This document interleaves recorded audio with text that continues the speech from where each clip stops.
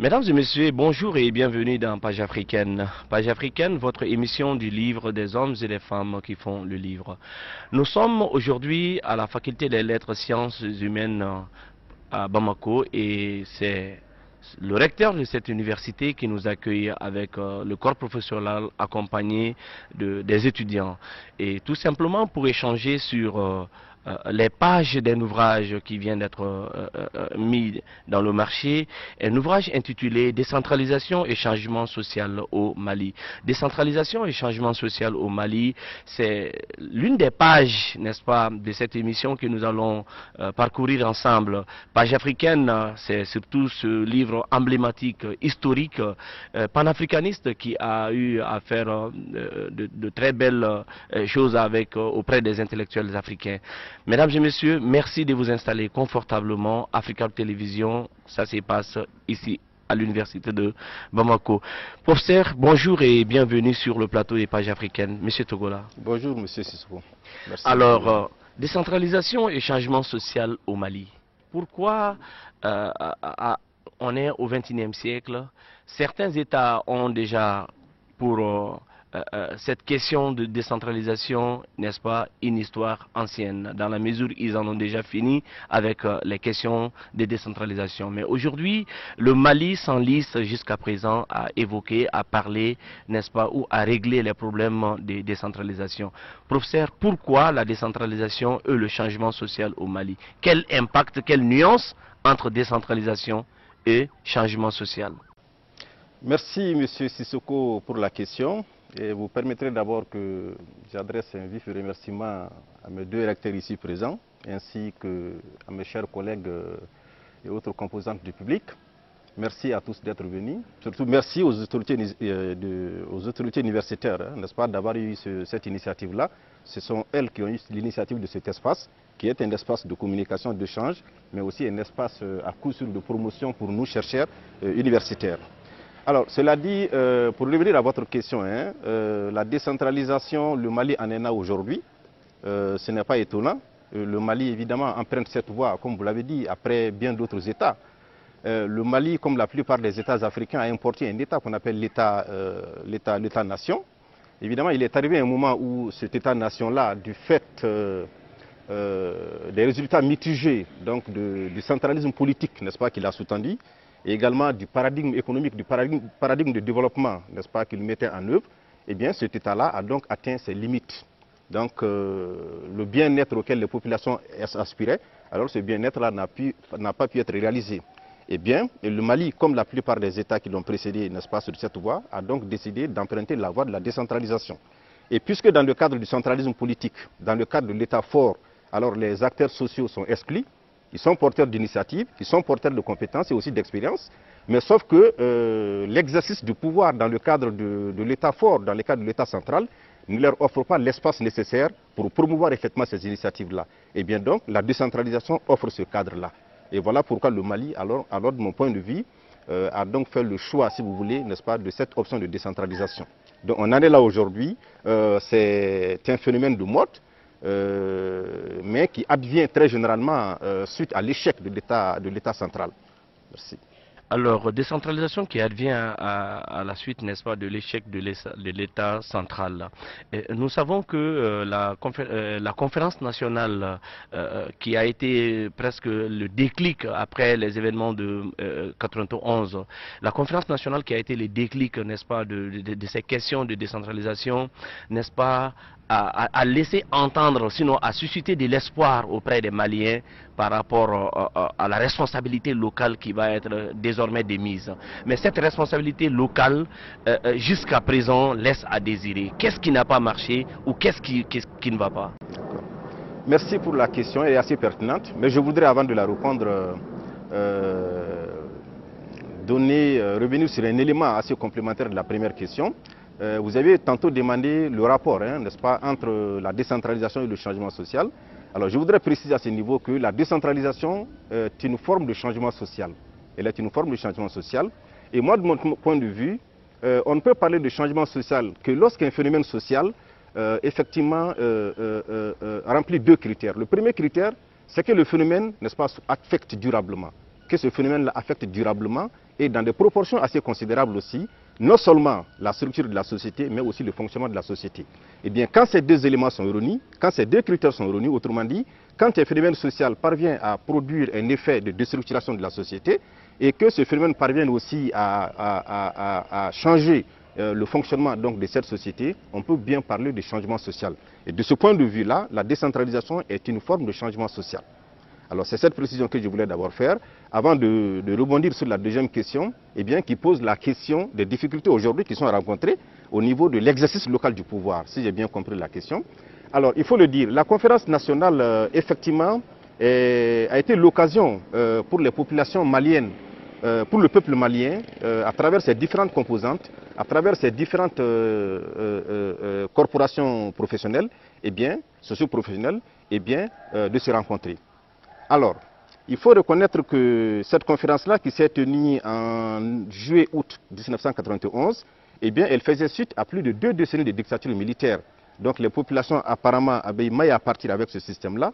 C'est l'état fort dont j'ai parlé tantôt. Les populations en étaient exclues et pourtant s'en trouvaient brimées aussi. Et donc, les populations ne comprenaient pas trop le jeu politique. Et cela semble expliquer, selon donc, des résultats d'enquête, selon des entretiens que j'ai eu à négocier auprès des acteurs sociaux, et cela semble participer effectivement des raisons de l'adoption d'ailleurs, n'est-ce pas, de la décentralisation. Et c'est comme ça que la décentralisation a été présentée comme l'émanation d'une volonté populaire, comme l'émanation du peuple. Et ça, c'est un élément du débat. Et l'autre élément du débat sur la question de l'avènement de la décentralisation au Mali, c'est quoi? C'est que il existe aussi, n'est-ce pas, ce qu'on appelle les pourfendeurs de cette décentralisation-là. Les pourfendeurs, ceux qui connaissent cette décentralisation, eh bien, ceux-ci estiment que cette décentralisation-là, en vérité, n'est pas l'émanation de la volonté du peuple. Qu'elle n'est pas l'émanation de la volonté du peuple, même si elle a été présentée comme telle. Et l'argument qu'ils avancent, c'est quoi? Eh bien, c'est que, en réalité, cette décentralisation-là incarnerait la volonté de ce qu'on appelle les institutions financières internationales. Communément, on les appelle les bailleurs de fonds. Les institutions de Bretton Woods. Elles en font partie, oui, n'est-ce pas? Il y a également la Banque internationale. Il y a beaucoup d'institutions, effectivement, financières qui sont, auxquelles je pense. Eh bien, donc, ce sont ces institutions financières internationales-là qui sont citées par certains alors pour être vraiment ceux qui ont proposé vraiment cette décentralisation-là. Et qu'est-ce que l'État malien, donc, cet État a fait? Alors, il s'est approprié cette décentralisation-là et pour vouloir la présenter effectivement comme étant la volonté du peuple. Et en ce moment-là, il faut une assise locale. Je veux dire, il faut une légitimité. Eh bien, si l'idée que l'État malien a emprunté la décentralisation aux institutions financières internationales, il faut l'appliquer cette décentralisation-là. Et pour l'appliquer, nécessairement, il faut que les acteurs sociaux soient associés. Après tout, c'est eux qui sont directement concernés. Maintenant, comment eux, à leur tour, n'est-ce pas, faire en sorte qu'eux, ils puissent adhérer, ces acteurs-là, comment faire en sorte qu'eux, ils puissent adhérer, je veux dire, à ce projet-là. Toute la question était là. Donc, d'aucuns estiment que la conférence nationale a été organisée et que l'argument a été mis dans la bouche de ceux-là qui étaient là pour représenter le peuple malien dans ses différentes composantes. L'argument leur aurait été mis dans la bouche, évidemment, par l'État. Et on comprend que l'État, à ce moment-là, avait des difficultés. Que l'État était en train de gérer une crise qu'il a héritée, n'est-ce pas, depuis de la Première République d'ailleurs. Et cette crise-là, dans ses manifestations, très généralement, a tendu à mettre en mal l'unité nationale. L'unité territoriale du Mali a été menacée suite aux expressions, aux manifestations, effectivement, de cette crise-là. Alors, l'État malien devrait être soucié à ce moment-là de conserver, de prévenir la partition. Il fallait prévenir la partition.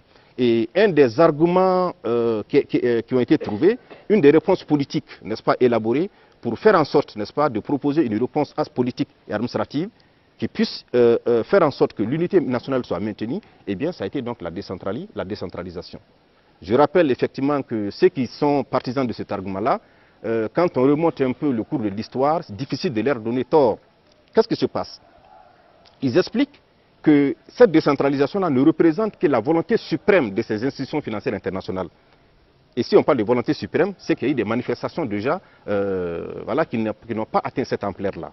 Et quand vous interrogez très bien l'histoire de l'État malien, l'histoire du Mali, alors vous découvrirez qu'à partir des années 80, au début des années 80, on a assisté à l'adoption de ce qu'on appelle les programmes d'ajustement structurel, les PAS. Et ces programmes d'ajustement structurel, dans leur mise en œuvre, alors ont vraiment bouleversé un certain nombre de secteurs d'activité dans ce pays-là. Le premier secteur d'activité, ça a été l'enseignement. On se rappelle bien que les instituts de formation de maîtres ont été supprimés. Je pense à l'IPEC, je pense à l'INSEC. On sait qu'il y a eu l'institution du concours d'entrée à la fonction publique. On sait que la plupart des entreprises et unités industrielles, qui pour la plupart étaient aussi de la Première République, on se rappelle que beaucoup de ces entreprises et unités ont effectivement été privatisées. Et donc tout ça, alors représenté déjà, devrait permettre de voir où est-ce que ces bailleurs de fonds-là pouvaient en revenir. Pouvaient en arriver, je veux dire. Et aujourd'hui, la décentralisation est présentée comme étant simplement leur volonté. Mais moi, comme chercheur, ce qui m'importe, c'est moins le fait que la décentralisation soit l'émanation des populations locales, c'est moins qu'elle soit l'imposition des bailleurs de fonds. Ce qui m'importe le plus, évidemment, c'est que la décentralisation est une expérience. Et en tant qu'expérience, c'est un outil de développement, c'est un outil de promotion. Et quel usage les acteurs sociaux au Mali font-ils de cet outil-là? Nous allons arriver tout de suite à l'usage, n'est-ce pas, que les acteurs politiques ou les acteurs sociaux, culturels, n'est-ce pas, font de cette question de décentralisation. Oui. Mais bien avant cela, vous avez parlé tantôt tout de suite, n'est-ce pas, de la conférence nationale et surtout de la volonté internationale aussi, hein, des institutions internationales à aller vers, n'est-ce pas, vers ces questions de décentralisation. Mais est-ce que 2 décennies de dictature, et aujourd'hui nous sommes à peu près à notre 3e république démocratique, est-ce qu'aujourd'hui, jusque-là, l'enlissement, n'est-ce pas, de cette question de décentralisation est réellement dû à quoi? Est-ce qu'il n'y a pas un manque de volonté politique qui est derrière cela? D'accord, sur la question, on peut évoquer le manque de volonté politique. Ça, ceux qui évoquent cet argument-là, de mon point de vue, sont ceux qui n'ont pas pris la pleine mesure, n'est-ce pas, de ce que la décentralisation a pu apporter comme innovation et comme développement. Alors, pour avoir observé au moins 3 communes sur lesquelles, effectivement, j'ai mené des enquêtes dans le cadre de cet ouvrage-là. On va revenir tout à l'heure sur ces 3 communes. Oui, je vois bien. Pour avoir donc fait des enquêtes auprès des acteurs locaux, dans les milieux ruraux, j'ai eu l'occasion, effectivement, de réaliser que difficile de parler de l'enlisement de la décentralisation. Je suis d'accord que comme toute forme de changement social, que la décentralisation ne puisse pas à présent apparaître comme quelque chose de parfait. Ça, c'est d'accord. Pour être déployé sur le terrain, alors il faut reconnaître que la décentralisation a rencontré d'autres logiques sociales. Les terrains sur lesquels, les espaces sociaux sur lesquels la décentralisation a été mise en œuvre, c'est des espaces déjà qui faisaient l'objet de pouvoir, qui faisaient déjà l'objet d'organisation sociale. Et ça, il ne faut pas l'oublier. Donc, dans beaucoup de cas, alors c'est à quoi on a assisté, c'est un affrontement entre ces logiques-là. Et les affrontements laissent toujours des traces. Il existe une mémoire historique de la douleur. Voyez-vous, il faut soigner cette mémoire-là et en même temps, il faut définir, n'est-ce pas, de nouveaux espaces, de nouveaux horizons pour pouvoir effectivement parvenir au développement local que l'on souhaite. Sinon, en réalité, comme je l'ai dit tantôt, hein, si l'État providentiel, si l'État-nation n'avait pas échoué, si cet État n'avait pas échoué, eh bien, il n'y aurait aucune raison d'aller à la décentralisation. Et si on est allé à la décentralisation, justement parce que quelque chose est attendu en matière de développement, quelque chose est attendu de ces acteurs-là. Donc, il faut donner le temps à ces acteurs-là de s'approprier l'outil de décentralisation et effectivement d'en faire un usage comme nous le souhaitons. Quand vous interrogez la littérature du développement aujourd'hui, mais en fait, qu'est-ce qu'on voit? Il existe, on le voit, il existe toute une vulgate de concepts pour désigner effectivement, pour qualifier le développement que les acteurs à la base ont pu construire aujourd'hui. Tantôt, on parlera de développement local, de développement autocentré, de développement participatif, et récemment encore, n'est-ce pas, de développement durable. Voyez-vous? Donc, le développement durable n'est possible que lorsque le développement est construit à partir de la base. Des acteurs locaux sont impliqués, les matériaux locaux, évidemment, sont également utilisés. Alors, donc en termes clairs, la décentralisation, c'est quoi en termes clairs? C'est quoi? Bon, la décentralisation lambda, pour la compréhension facile, n'est-ce pas, des téléspectateurs? Bon, c'est vrai, il faut le reconnaître, hein, quand il s'agit d'introduire cette politique de décentralisation au niveau des acteurs sociaux, beaucoup de lacunes ont été constatées. La décentralisation elle-même, dans son approche définitionnelle, a posé problème. Et ces problèmes, parfois, étaient sciemment orchestrés. Parfois, ceux qui s'étaient chargés d'introduire, d'expliquer la chose, alors ne maîtrisaient pas la chose. Pour ça, il fallait l'introduire. Et il y en a qui en savaient quelque chose et qui ont chargé le concept de connotation politique. Parce qu'il fallait faire en sorte de se préparer le terrain. Il fallait sécuriser les arrières. C'est des gens qui s'apprêtaient effectivement à aller aux compétitions locales, aux compétitions municipales, et pour s'accorder effectivement le maximum de chances possibles, eh bien, ils ont joué sur les concepts. Sinon, en dehors de cela, moi je pourrais dire que la décentralisation aujourd'hui, Alors, c'est vraiment la création d'un espace social qui permet aux acteurs de promouvoir leurs initiatives, de mettre en œuvre leurs compétences et effectivement d'échanger les expériences. Les acteurs locaux? Les acteurs locaux. Ils sont les acteurs clés du développement. Et il n'y a de décentralisation que par rapport à l'action des acteurs locaux. Ils sont l'épine dorsale du développement, ils sont les artisans du développement. Et comme disait Jacques Roumet dans Gouverneur de la Rosée, en matière de décentralisation, eh bien, il faut reconnaître alors que l'homme, n'est-ce pas, ces acteurs locaux-là sont les boulangers de leur développement. Ils sont le boulanger de leur développement. C'est sur eux que repose essentiellement eh bien, leur développement. L'État, évidemment, a été toujours présent parce que l'État joue le rôle d'appui technique. Ça, c'est d'accord. L'État a toujours mis à la disposition donc, des structures communautaires, des structures locales. Il a toujours mis, n'est-ce pas, à leur service des services techniques déconcentrés. Ça, c'est d'accord. Mais pour l'essentiel, mobiliser les fonds, promouvoir les initiatives, les mettre en œuvre, c'est fondamentalement les actes. Effectivement, l'une des pièces maîtresses de la décentralisation, c'est surtout la délégation du pouvoir et la délégation de ressources, que ce soit ressources financières ou ressources humaines. Alors, où est-ce qu'aujourd'hui, est-ce qu'on peut estimer, vous qui avez fait des enquêtes, des analyses là-dessus, vous êtes allé auprès des acteurs locaux, est-ce qu'on peut dire aujourd'hui que tout est fin prêt au Mali pour que cette question de décentralisation soit vraiment dans l'histoire? Et pour que la délégation de pouvoir, n'est-ce pas, la délégation de pouvoir, elle est effective aujourd'hui? On ne peut pas dire tout à fait effective, hein, n'est-ce pas? C'est d'accord que l'État traîne un peu le pas à transférer certaines compétences, certains pouvoirs. Pourquoi? Mais évidemment, vous savez, en réalité, au Mali, on est dans un type de décentralisation qu'on appelle qui est une décentralisation en réalité verticale. On n'en a pas adopté la forme horizontale, qui suppose beaucoup plus d'indépendance, beaucoup plus de liberté, beaucoup plus d'autonomie. Le Mali a opté, et ça on ne le dit pas très souvent, pour une décentralisation verticale. On a comme l'impression, et cela se sent d'ailleurs, hein, n'est-ce pas? Qu'est-ce que c'est cette décentralisation verticale? Oui, c'est justement lorsque l'État se réserve un certain nombre de rôles et de compétences à jouer au niveau des communes. On peut connaître ces différents rôles? Je vous ai parlé tantôt de la présence des services techniques de l'État. Il reste sous le contrôle de l'État. Et parfois, on n'est pas à l'abri par exemple que la mairie de Ngolobougou, par exemple, n'a pas cette possibilité aujourd'hui d'aller vers la fixation des taxes au niveau de sa commune? Cette mairie ne peut pas tout faire malheureusement. Cette mairie, les décisions et les initiatives de cette mairie ou de ses élus locaux, des élus locaux de cette mairie peuvent être butées, si vous voulez, à la posture que l'État a adoptée, qu'on appelle, qui fait de lui un service appui conseil et également un service, n'est-ce pas, qui contrôle la légalité, n'est-ce pas, des actes posés par les élus locaux. Donc chaque fois que les initiatives des élus locaux ne semblent pas s'accorder avec les textes de l'État, eh bien les textes de l'État, l'État à travers son représentant territorial, qu'il s'agisse du préfet, du sous-préfet, alors a toute la latitude, n'est-ce pas, de demander la correction à faire.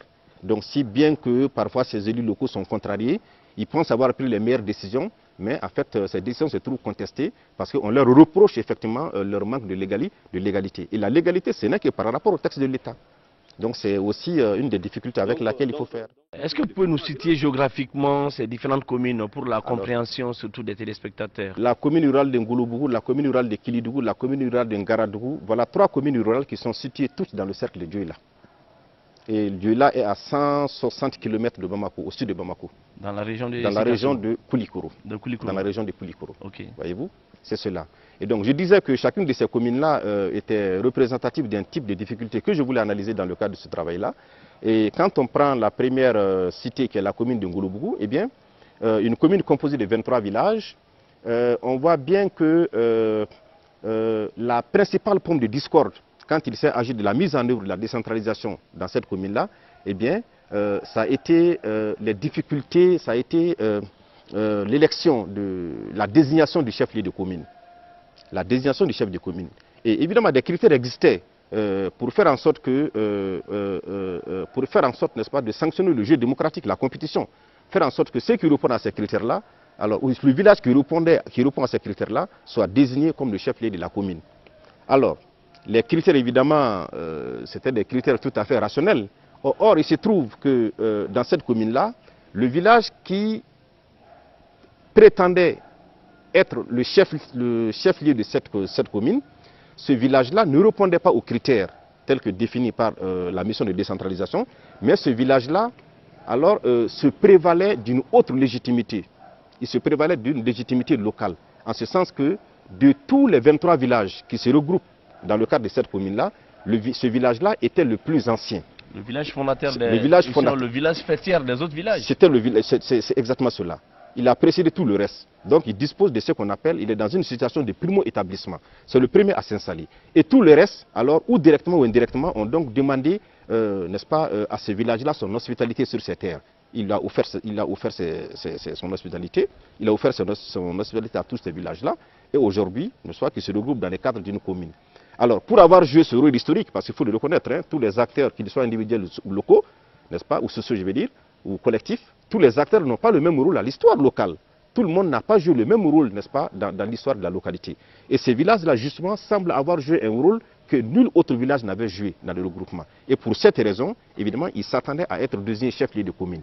Quand bien même que les critères qui avaient été retenus, ils ne les répondaient pas. Est-ce qu'on peut connaître un tout petit peu ces critères? Bon, ces critères, fondamentalement, il y a d'abord l'accessibilité. Pour être retenu comme chef-lieu d'une commune, alors il faut être accessible par l'ensemble des autres membres de la commune. Ces critères-là, c'était aussi l'existence d'infrastructures socio-économiques de base. Il fallait notamment habiliter un centre de santé, parce qu'il faut quand même avoir quelque chose à offrir aux autres. Il fallait avoir une école, n'est-ce pas? Voilà fondamentalement des critères alors, qui étaient définis et qui ont joué en défaveur de ce village-là. Le seul critère qui plaidait en sa faveur était effectivement son caractère historique, c'est-à-dire qu'il a plus d'histoire que tout le reste, il a précédé tout le reste, n'est-ce pas, en termes de présence sur les lieux. Surtout en termes d'ancienneté même de chef de village. Absolument, et malheureusement cela n'a pas suffi. Et ce qui a surtout exaspéré ce village-là, c'est que le chef-lieu de commune, le statut de chef-lieu de commune a été accordé à un village au fondateur duquel ils ont directement accordé les terres, l'accès à leurs réserves foncières. Donc c'est pour nous que ce village-là est même fondé sur les terres voisinantes, n'est-ce pas, de celui qui l'a accueilli. Alors, cher charmant public, je vous demande quand même de vous applaudir vous-même parce que réellement, vous êtes là déjà, ça fait quelques moments. Alors, on vous tend le micro pour deux questions. Je voudrais commencer d'abord par féliciter Dr Togola pour le brillant travail qu'il a fait. Et M. Sissoko, je suis vraiment un recteur comblé. Et la semaine dernière, il y a eu une cérémonie de lancement. Et une semaine après, c'est deux. Et d'autres suivront. Alors moi, la question que moi je voudrais poser est la suivante. Et j'entends souvent, c'est sur les radios privées, ils font beaucoup de néologismes. Hein, mais je voudrais savoir, qu'est-ce que le Dr Togola pense de cette traduction Kamara Sekiso, certains diront Kafanga Sekiso. Est-ce que cela traduit exactement le concept de décentralisation? Voilà, c'était la question. Encore une fois, beaucoup de courage et félicitations à Dr Togola. Merci beaucoup. Je voudrais quand même féliciter mon ami, le docteur Kaoulé Togola, en tout cas pour ce brillant travail. Un travail qui porte sur un sujet d'actualité, sur un thème, n'est-ce pas, de réflexion qui, de mon point de vue, attire l'attention de beaucoup de chercheurs, parce qu'on parle de la gouvernance territoriale. Voilà. Félicitations Kaoulé, et comme le recteur le disait, bon vent. Merci beaucoup. Mais je voudrais lui poser deux petites questions. Ce seraient deux petites questions, peut-être avec des sous-questions. Moi, quand j'ai lu cet ouvrage, ce qui m'a beaucoup intéressé, c'est la notion de dépréciation sociale. Et la principale conséquence de cette dépréciation sociale, lui-même il le dit, c'est la stigmatisation. Et cette stigmatisation fait que souvent il y a des individus qui sont considérés comme immatures. Du coup, on dénie à ces individus-là le sens de la responsabilité. Cela a retenu beaucoup mon attention parce que je vois que cette vision est partagée au-delà de ces terrains d'enquête. La question que je voudrais poser au docteur Kaoulé sur ce plan-là, c'est de savoir un tout petit peu si une telle conception n'est pas de nature à mettre en cause la validité même de la démocratie. Est-ce que ce n'est pas aussi un signe d'exclusion et même de mépris? Voilà. Deuxième question, il a parlé des règles d'accès au pouvoir. la gérontocratie, ça va, et puis un peu l'antériorité d'établissement, le sexe. Est-ce que, docteur Togola, vous pensez que ces modes d'accès au pouvoir qui ont caractérisé, si vous voulez, l'Afrique traditionnelle, peuvent consister à devenir encore des bouées de sauvetage? Est-ce que dans le contexte actuel, on peut qualifier ces règles d'accès au pouvoir disqualifiantes? Voilà. Donc voilà mes deux petites questions à la lumière de cette lecture-là. Merci beaucoup. Ok, merci pour la question. Effectivement, comme je l'ai dit tantôt, le concept de décentralisation a été introduit auprès des acteurs sociaux, mais parfois de manière galvaudée. On a tout mis ensemble et on n'a pas fait la part des choses.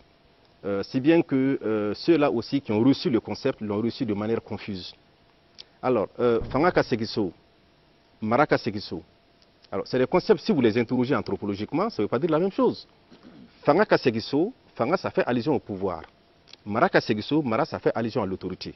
Je suis d'accord que les deux, dans l'analyse, dans les faits, n'est-ce pas, sont liés. Mais pour les besoins de compréhension intellectuelle, on peut scinder.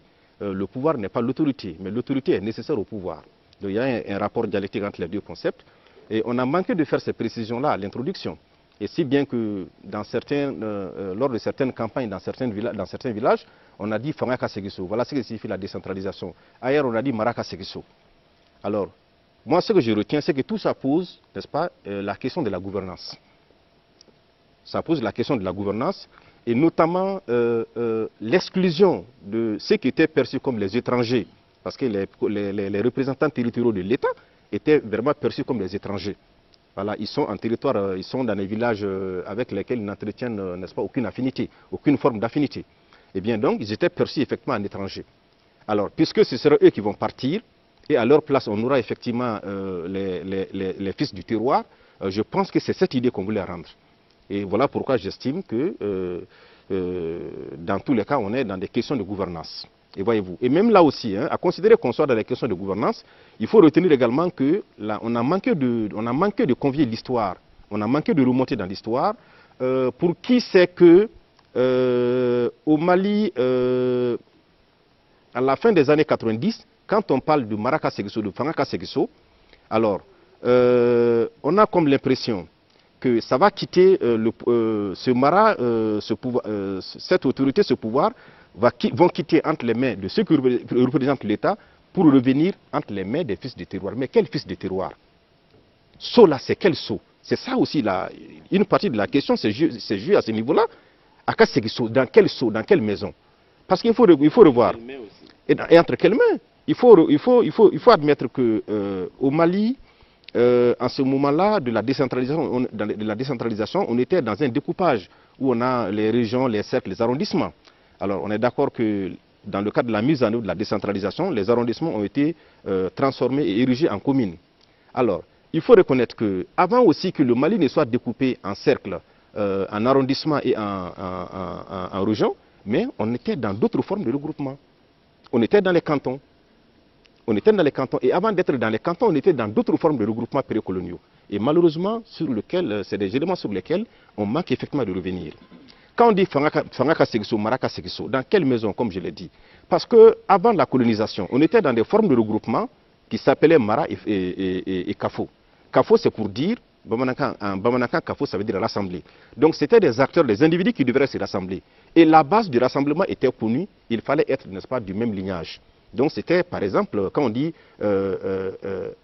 CAFO, CAFO ne peut concerner que des individus, ne peut être membre d'un CAFO que lorsqu'on a le même patronyme, le même nom de famille que ces gens-là, que les autres.